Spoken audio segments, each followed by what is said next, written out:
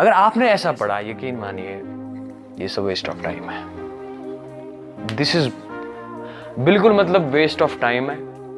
इस चीज का कोई वैल्यू नहीं बनता, because you don't know the what is the value of area of a triangle in future in higher classes in mathematics, especially in calculus, in integration, in in physics also.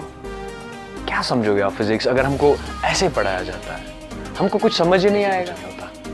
10 minute के लिए याद रहेंगी, 20 minute के लिए, 2 दिन के लिए याद रहेंगी, तीसरे दिन सब हवा में उड़ जाएगा एंड कोई फ़ायदा भी नहीं होता। आप नेचर में डीप में नहीं जा सकते आप चीज़ों के, फिर डिफ़िकल्टीज होती है फिजिक्स समझने में, मैथ समझने में, फिर वो मज़ा नहीं आता, बोरिंग सा लग जाता है। दैट्स वाई हम थोड़ी से प्रैक्टिकल भी करते हैं साथ साथ। नेक्स्ट लेक्चर में इससे इंटरेस्टिंग टॉपिक हमारे पास है, एरिया ऑफ ए सर्कल।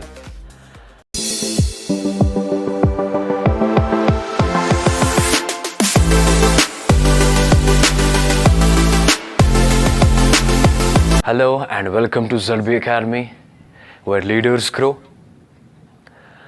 पिछले लेक्चर में हमने एरिया के बारे में थोड़ा सा पढ़ा था, ठीक है।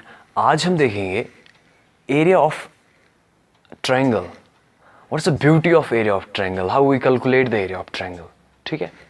So let's get started. So जब हम एरिया ऑफ ए ट्रायंगल पढ़ते हैं, यूजुअली मैं बोलता हूँ अबाउट 90% ऑफ द केसेस हमारे टीचर हमको बोलते हैं बेटा बुक्स निकालो, यानी अपनी कॉपी निकालो और नोट डाउन कीजिए एरिया ऑफ ट्रायंगल होता है 1/2 base times height and he give us some examples where we have, कभी हमको एरिया गिवन होता है, बेस हमको निकालनी पड़ती है, हाइट गिवन होती है, कभी हमको बेस निकालनी होती है, एरिया गिवन होता है एंड सो ऑन। अगर आपने ऐसा पढ़ा, यकीन मानिए ये सब वेस्ट ऑफ टाइम है। दिस इज बिल्कुल मतलब वेस्ट ऑफ टाइम है।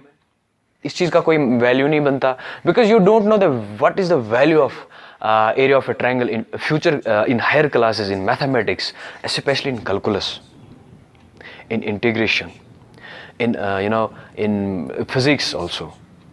क्या समझोगे आप फिजिक्स अगर हमको ऐसे पढ़ाया जाता है? हमको कुछ समझ ही नहीं आएगा। जब हमको पता ही नहीं है 1/2, मैंने आपको पिछले लेक्चर में भी बोला था 1/2 कहाँ से आया, ये 2/2 क्यों नहीं है, ये 3/2 क्यों नहीं है, ये पाई क्यों नहीं है, ये ई क्यों नहीं है, ये 3/4 क्यों नहीं है, 1/2 ही क्यों, कहाँ से आया ये 1/2? सो आज हम देखेंगे विद सम डेमोज दे के आपको समझाएंगे एरिया ऑफ अ ट्रायंगल, ये 1/2 कहाँ से आता है, ठीक है। सबसे पहले हम समझेंगे ये 1/2 होता क्या है। स्टार्टिंग के लेक्चर्स में हमने पढ़ा था ये 1/2 का वैल्यू क्या होता है। फॉर एग्जाम्पल मेरे पास एक चीज है, ये समझ लो 1 यूनिट है, दिस इज वन थिंग, ठीक है। मैं मैथमेटिशियन से इस चीज को बोला दिस इज वन थिंग। अगर मुझे इस चीज को, दैट वेरी अमाउंट को मुझे बोर्ड पे लिखना होगा, रिप्रेजेंट करना होगा, I will just simply right 1 this thing. Just remember, आप किसी भी चीज का एग्जांपल ले सकते हो जो एक क्वांटिटी होगी, ठीक है। अब मैं क्या करता हूं, मैं इसको फोल्ड करके, ठीक है, इसको काटता हूं, ठीक है। अब मेरे पास 2 हो गए, मुझे एक की जरूरत नहीं है, मुझे एक चाहिए। मुझे अगर इस चीज को with reference to that very thing लिखना होगा, ये क्या है मैथमेटिकली, ये चीज क्या है, it's simply 1/2, half, this is half in simple mathematical terms, this is half, ठीक है।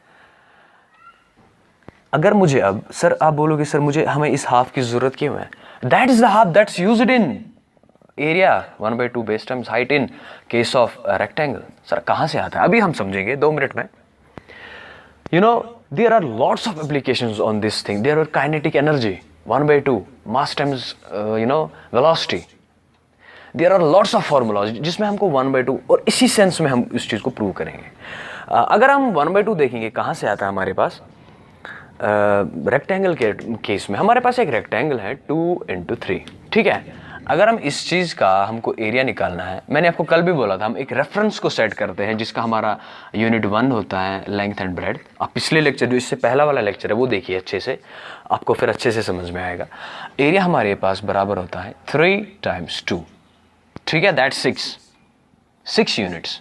सिंपल सा लॉजिक है, 1 2 3 4 5 और 6 यूनिट्स, ठीक है। अब मैं क्या करता हूं, मैं इस चीज को ना हाफ कर देता हूं, इस चीज को तोड़ देता हूं, एक रेक्टेंगल सी बना देता हूं। ठीक है, मैं क्या करता हूं काम, मुझे अब इतना चाहिए, मेरे पास एक एक ये बन जाती है ट्रायंगल। ठीक है, मुझे बस ये चाहिए, मुझे बस इतना चाहिए। हम इसका एरिया कैसे निकालेंगे अब? अगर फुल जो हमारे पास पूरा जो रेक्टेंगल था इसका एरिया इतना था, अब हाफ का कितना होगा? सोच के बताइए, हाफ का कितना होगा? यानी अगर हमारे पास 6 यूनिट्स ये चीज होगा, तो जो ये है ये 3 यूनिट्स होंगे। इट वुड बी मतलब एक्यूरेट, अप्रोक्स नहीं, accurate will be 3 units. For example हमारे पास 1 यूनिट ये है, 1 यूनिट हो गया, और ये थोड़ा सा मतलब हाफ से ज्यादा है। ये फुलफिल जब हम इस चीज को ऐड करेंगे, हमारे पास 2 यूनिट्स हो जाएंगे। 1 ये प्लस ये प्लस ये प्लस ये, हमारे पास 2 यूनिट्स होंगे ही होंगे। That would be our 3 units. This is simply 3 units. ठीक है, लेकिन अगर हम मैथमेटिकली इस चीज को, अगर हमें अब हम कैलकुलेट करने नहीं बैठेंगे यार कितना है ये चीज, ठीक है, लेकिन मैथमेटिकली इस चीज को लिखते हैं हम। अगर हमारे पास एरिया होता है बराबर रेक्टेंगल का, पूरे रेक्टेंगल का, दैट्स लेंथ टाइम्स ब्रेड्थ, लेकिन एरिया का कितना होगा? लेंथ टाइम्स ब्रेड्थ का हाफ। अभी हमने समझा था हाफ का क्या मतलब होता है, आधा। That's the thing, that's where from the formula come, that's where from the 1/2 came from length times breadth. It works on every rectangle. Now let's suppose मेरे पास एक रेक्टेंगल मैंने कट किया है, मेरे पास एक रेक्टेंगल है, बिल्कुल ऐसी ही है, मेरे पास एक रेक्टेंगल है।